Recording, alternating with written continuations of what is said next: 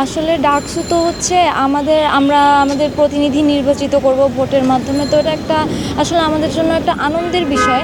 কারণ এতদিন যে ফ্যাসিবাদী যে আমাদের একটা কাঠামো ছিল, তখন আমাদের কোনো সে ছিল না, বা আমরা আমাদের ইচ্ছামতো আমাদের অপিনিয়ন অনুসারে হচ্ছে আমরা বিশ্ববিদ্যালয় পরিচালনা হতো না। তো এটা আমার মতে শিক্ষার্থী বান্ধব কোনো কিছুই ছিল না যে ফ্যাসিবাদী আমলে।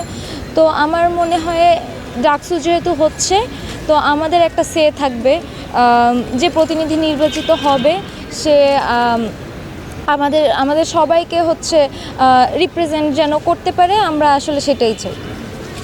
জি, আমরা জানি যে এই যে ঢাকা বিশ্ববিদ্যালয়ে এখানে যে আপনার চিকিৎসা, তারপরে যে খাদ্য সংক্রান্ত যেই সমস্যাগুলো, এই সমস্যাগুলো সম্পর্কে একজন প্রার্থী যিনি হচ্ছে নির্বাচিত হয়ে আসবেন, তাদের কাছে আপনাদের একজন শিক্ষার্থী হিসেবে আপনাদের প্রতিক্রিয়া কী থাকবে?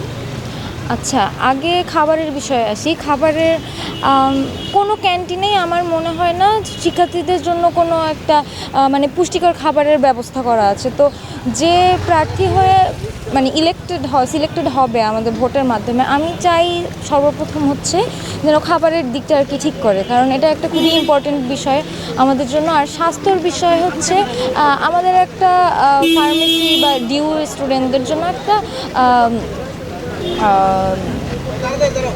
একটা হচ্ছে ক্লিনিক আছে, বাট এটা কতটুকু কার্যকর আসলে ডিউ স্টুডেন্টরা নিজেরাও জানে না, ওখান থেকে কোনো সেবা আসলে তারা পায়নি।